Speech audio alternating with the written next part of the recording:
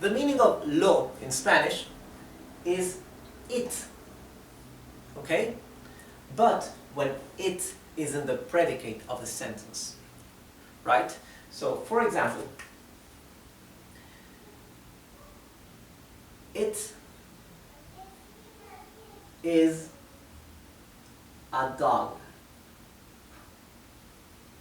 It is a dog, right? In Spanish, this would translate as es un perro. Es un perro, okay? Why?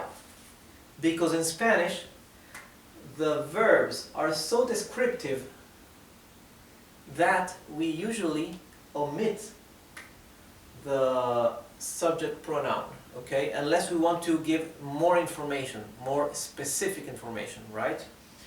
But we usually say es un perro, we say is a dog, right?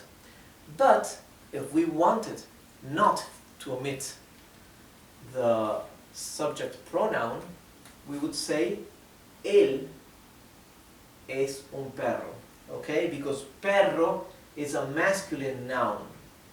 Same thing if we said it is a table. It is a table. We would say in Spanish es una mesa, okay? Mesa is a feminine noun, okay? It ends in A. So if we wanted not to omit the pronoun, we would say ella es una mesa, okay? Because the pronoun it in Spanish, it does not exist, or it translates into él or ella, he or she, okay? Of course, we usually simply omit it and we say is a table, okay? And when it is in the predicate, there we use lo. Example,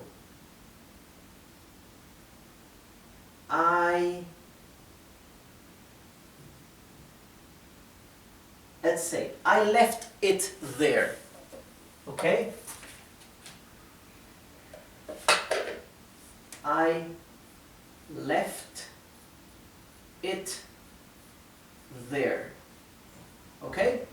I left it there. You see, the subject is I, so it now is in the predicate of the sentence.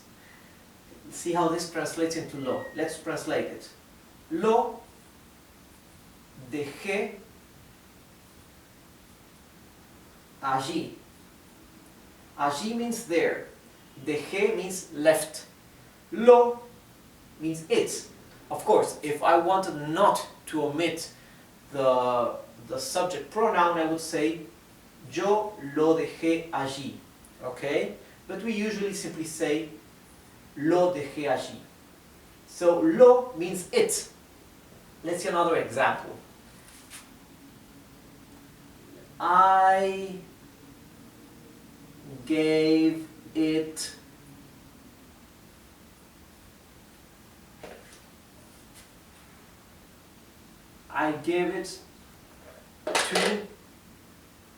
to him.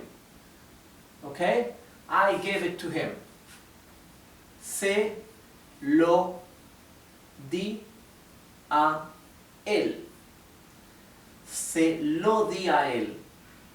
Or if I wanted not to omit the subject pronoun, I would say yo for I, se lo di, gave it a él, to him.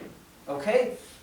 So, lo, or sometimes le, okay, would be it when in the predicate of the sentence.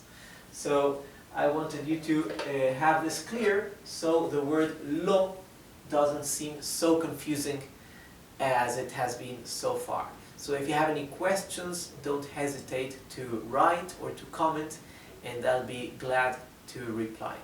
Thank you.